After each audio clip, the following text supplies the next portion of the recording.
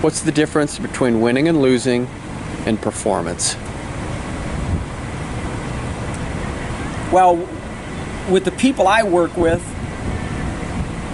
we don't talk about winning and losing at all. We talk about competing.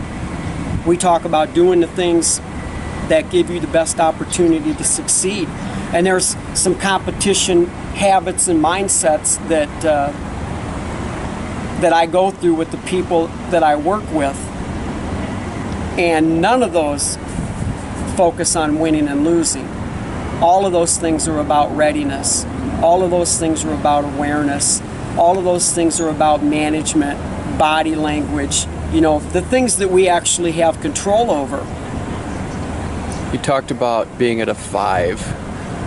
How do you get to that level where you're not too hyped, not too calm, but you're just in that state of, I don't know what you want to call it, but how do you get in that mental state where you're just ready, prepared, and you're at that point where you can strike and not be caught off guard? Well, I think it's trial and error. I think it takes a time of trial and error and great awareness and giving you a lot of attention.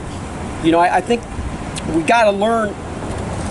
I think if athletes want to reach their potential or the level of greatness, they have to start paying attention to what's going on within as much as they do what's going on the outside.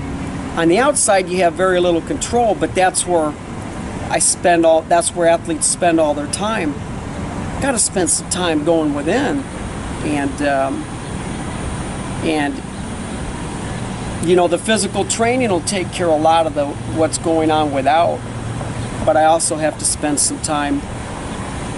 I have to spend some time giving forethought. I have to have some mindfulness. I have to have what's being a human owl, what I call being a pro, where every time you step out there, you're able to deliver a high level and consistent performance. And that takes time, it takes reflection, it takes trial and error, but it's well worth it. You think about in wrestling,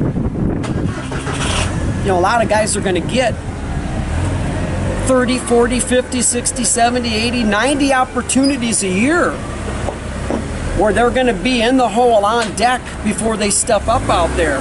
That's a lot of opportunities to improve, your pre-competition behaviors, your pre-competition readiness, so that when you do step up out there, it doesn't take you a period to build into the match. You've known for months that competition was on the schedule. There's no reason that an athlete isn't ready every time they step up out there. And if they're not ready, it's really on the athlete, because you have a lot of time.